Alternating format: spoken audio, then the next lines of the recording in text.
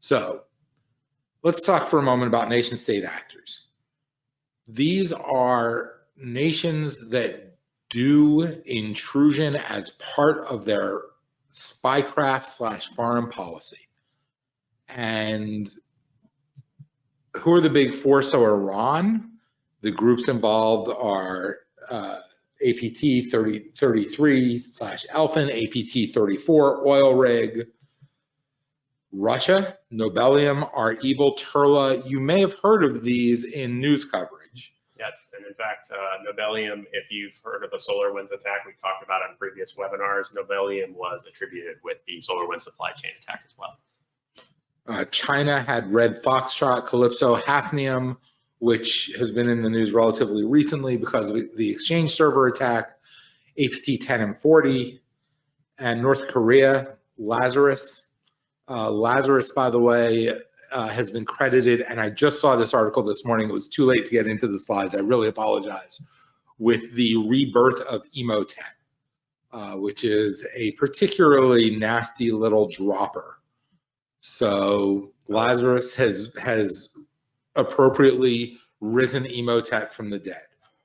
I didn't think about it that way, but that's exactly the irony there, man.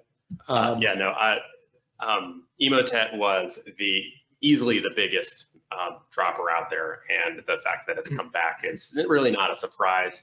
Of course, it's been heavily modified, and they're running on a different infrastructure. But the other thing I wanted to mention was not only has Hafnium been attributed with a proxy log on, although they were probably the first, but Calypso is now, it seems that there are more APTs, especially within China, that realized and followed suit of Hafnium in jumping on the bandwagon for attacking the exploit proxy logon and others for Exchange servers. We'll talk more about it later, but essentially there were way more APT groups involved with that than we initially thought, and it's pretty scary. And then, of course, there are others. Belarus, which the less said about the better, but they are primarily focused on Eastern Europe stuff. India goes everywhere. Israel, and I know Israel is an ally, so is much of Latin America. That doesn't mean you don't spy on your allies. You want to know what's going on, so they're out there.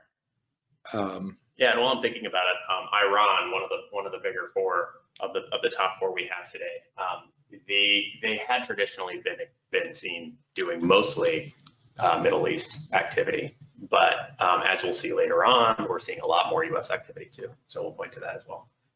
And the one thing we always remember, even if they're not attacking U.S. critical systems now, it's sort of a matter of time. When Cameron was introducing this, he said more than a third, pardon me, of all of the nation state sponsored hacking is going to business, and that's actually a lot, except that it means that literally a majority is not. And guess who's the not business that they're looking at? It's you, it's us, it's critical infrastructure.